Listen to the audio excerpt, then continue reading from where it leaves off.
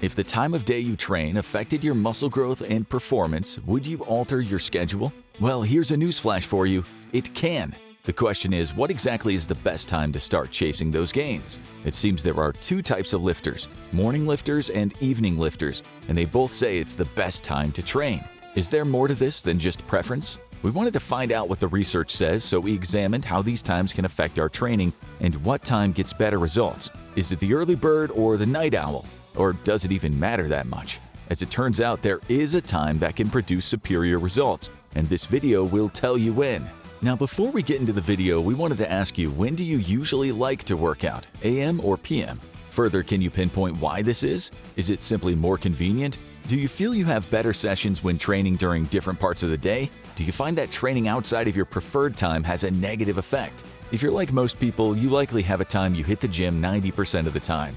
Maybe you're part of the 7 a.m. crowd, or perhaps you train with the 5 p.m. people. Up to now, perhaps you just felt this was based on preference or simply because that's when it's convenient for you, and you probably are right to some extent. However, while preference can play a role, there are actually true physiological changes that happen throughout the day which can affect physical performance as well as adaptations. In other words, at some times you may be stronger, while at other times you have the potential for more muscle growth.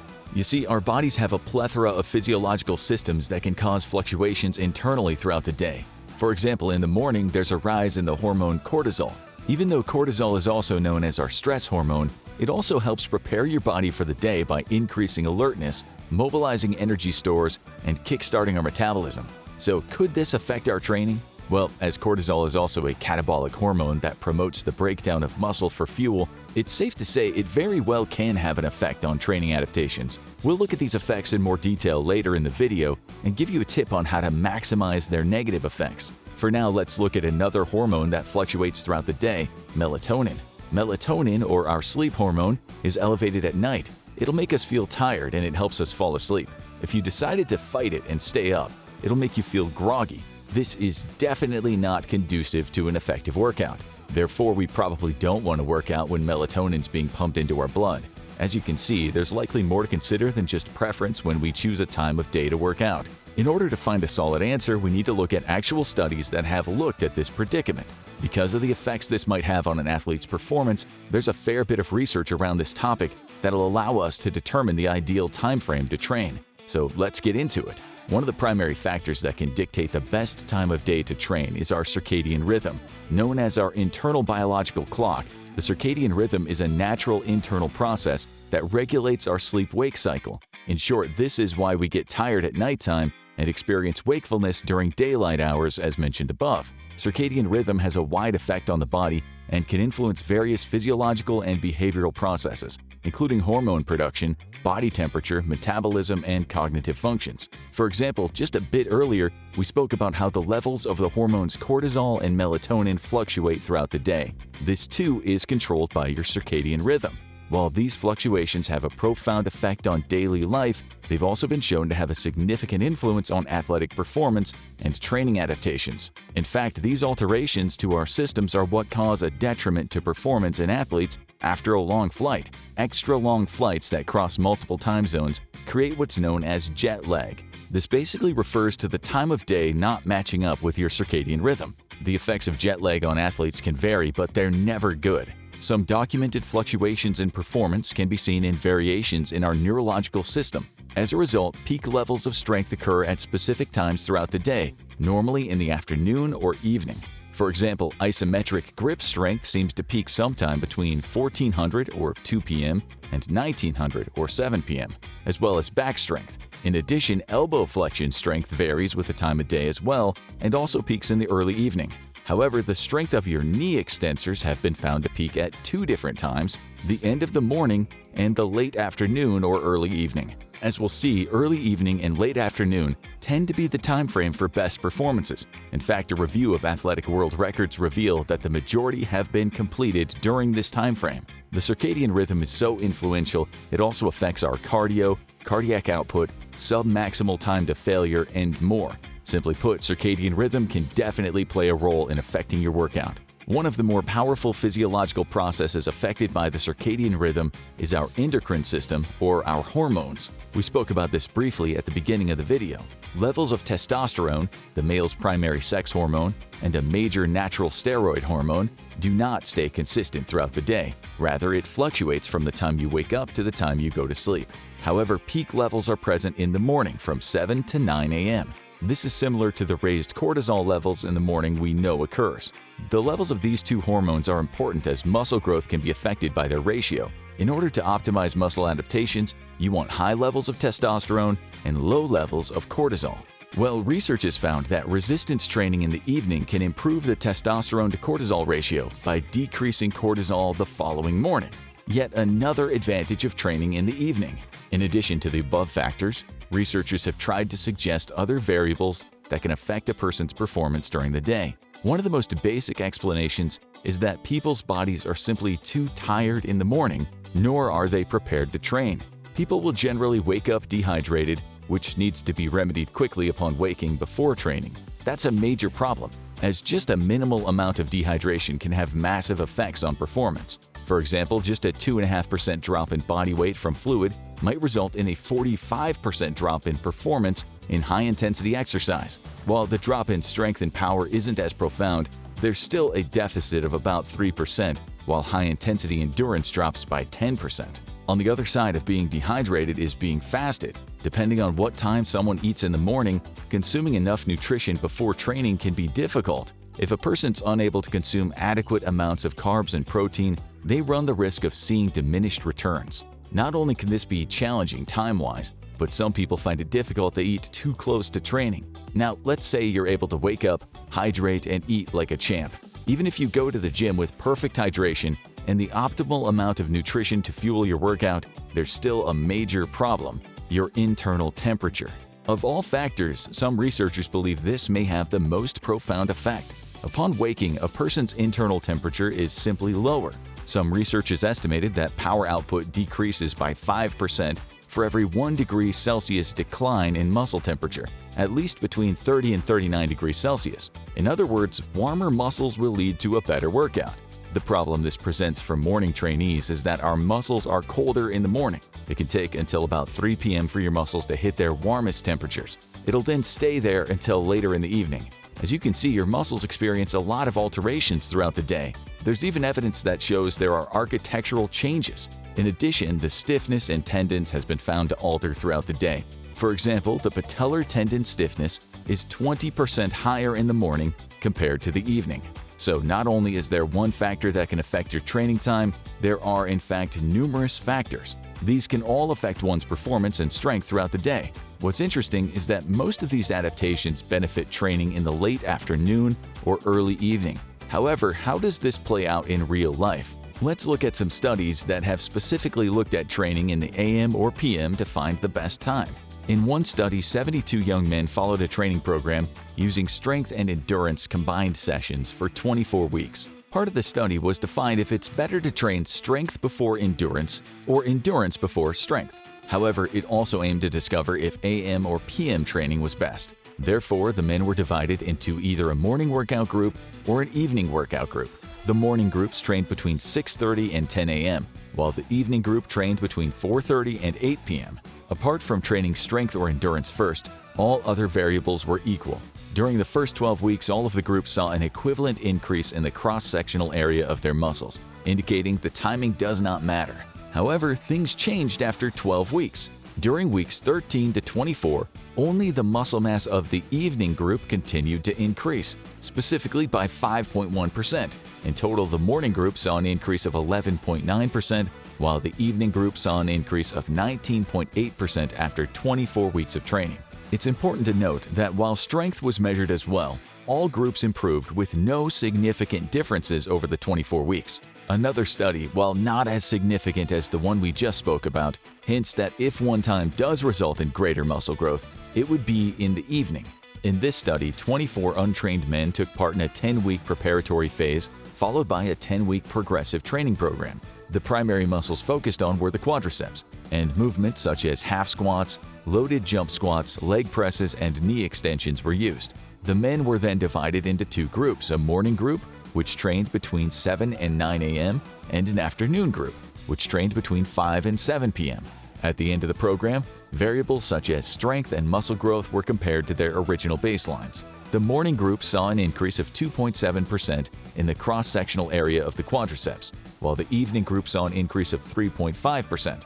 Now, even though the muscle growth of the evening group is 30% greater than that of the morning group, the study specifically states that the 0.8% difference between the training groups was not significant. From a practical point of view, while interesting, it's not anywhere near being significant enough for us to change our training schedule. While these two studies do seem to provide evidence that supports training in the evening, enter a new meta-analysis from 2023. A meta-analysis is conducted by researchers that gather all of the studies on a topic and then compares them to each other to gain a unified conclusion. Ultimately, this meta-analysis concluded that there is no clear evidence that supports training at any time of day. We can then look at another review, which also concludes there's not enough evidence to recommend a certain time. However, they also mention that individual studies do suggest that late afternoon or early evening training is ideal. So think of it like this. If there is a time that's better to train, it's late afternoon or early evening, but studies are not conclusive. Until now, we've primarily discussed factors that affect us physiologically or physically, such as dehydration. However, there are still other variables we have to consider: life circumstances. The first is variability between individuals. In other words, some people are simply morning people. There are those who wake up feeling refreshed and genuinely have more energy in the morning. As the day goes on, they might lose their energy or even their motivation. Other people may just have a highly stressful or highly physical job. These jobs can sap all the energy out of a person, leaving just enough energy to get home, take a shower, and have dinner. If a person falls into any of those scenarios, they may want to continue to train in the morning. Due to their unique circumstance, this could be the time period that produces better results, either physically or mentally. In addition, we haven't talked about the most important variable: consistency. We can't talk about the best time of day to work out without talking about consistency. The reason that consistency is so important is that as the studies that benefit from the evening training occurred in a laboratory, consistency deals with real life. As we just spoke about, having stressful jobs that can make training in the evening difficult, training in the morning might simply allow a person to be more consistent with their workout. Or on the other hand, maybe training in the evening allows a person to be more consistent, or maybe in the afternoon. It doesn't really matter what time it is. If it allows you to be more consistent, that's probably your best choice. If you've listened to a person who's been training long-term speak about their progress, they almost always say that getting to the gym is just something they do. It's part of their day, like brushing their teeth. People are creatures of habit, and following a program that repeats itself daily can help implant it into your brain so that it's simply a part of your routine. For this reason, the morning does hold advantages for many people, as you can train first thing upon waking before the day starts. There are no business calls, no emergency errands, or family matters that can disrupt your well-intended plan for training in the evening. This line of thinking has actually been found to play out in real life. Research has found that morning sessions can lead to greater consistency in completing workouts in obese patients. As the patients complete more workouts, they then have better results in terms of weight loss and more favorable adaptations to their body composition. The mechanisms by which morning workouts can encourage consistency are listed by the researchers, who state that consistency in workouts may facilitate greater exercise levels by enhancing planning, fostering an exercise habit, and/or improving self-regulation. Anecdotally, but personally, we know that we are much more successful when training when it occurs at a specific time throughout the day. In fact, training at a time outside of our regular training time can actually feel foreign and awkward. Interestingly enough, this phenomenon seems to have some scientific research behind it as well. It has to do with the relationship between when one trains and when one performs. Studies have found that individuals who train in the morning perform better when they test in the morning, as opposed to the evening. On the flip side, those who train in the evening perform better in the evening compared to the morning. For example, those who trained in the morning would jump higher in the morning when testing vertical jumps. More evidence suggests consistency is the most important. Now, while not specifically studied, it would seem to make sense that this would mean you would perform better in the gym as well if you trained at the same time, especially over the long term. If we were to compare training at the same time for every session to always training at a random time, we would guess the consistent schedule would hold better results. Again, this is completely theoretical, but it's something to consider. Now let's look at another situation. Many people consider morning workouts simply to be the best time, and perhaps only time that a person can train. After looking through all the studies, there do seem to be a number of issues in the morning that could cause a setback to your training, such as a neurological deficit and cooler muscles. So what if there's absolutely no way for you to train at any time except for the morning? Luckily, there's actually a very easy and effective solution to rectify the problem, at least part of the problem. Research has found that your favorite drink in the morning can switch things up. Coffee! Well, not coffee specifically, but caffeine.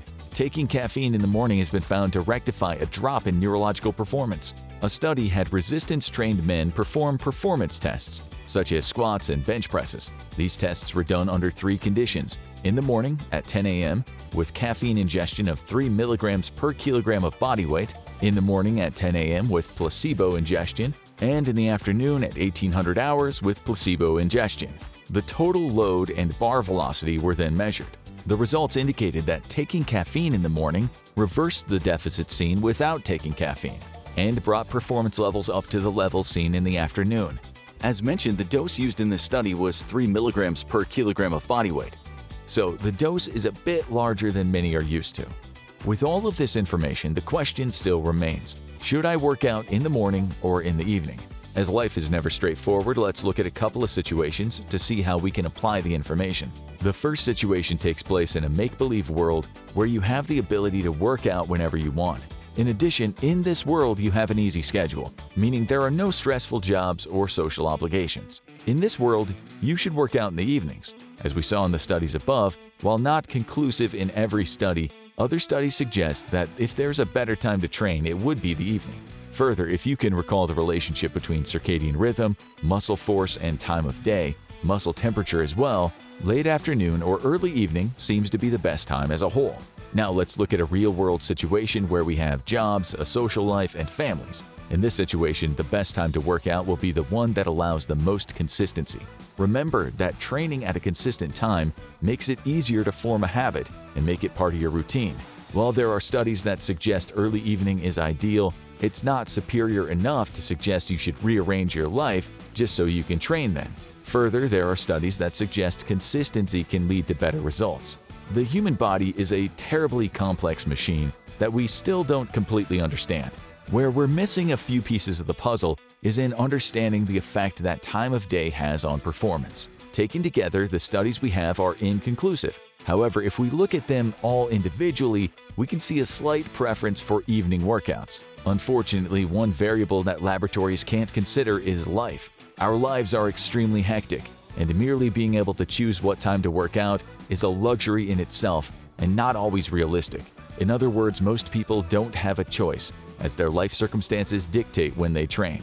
This is why we suggest you train at the time that's most convenient for you. Train when you have time and limited stress, so you can give your session 100% and train with intensity without being in a rush. More importantly, train at a time that'll allow the most consistency, which is really the most important variable of all.